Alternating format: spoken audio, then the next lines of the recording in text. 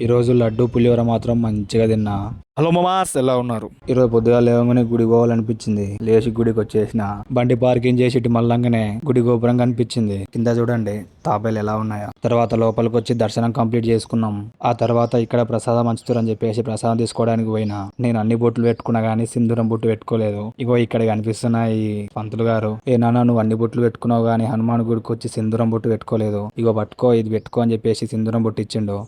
తీసుకొని హ్యాపీగా బొట్టు పెట్టుకున్నా. నాకెందుకు ఆయన మాత్రం నిజంగా హనుమాన్ లాగా అనిపించిండు.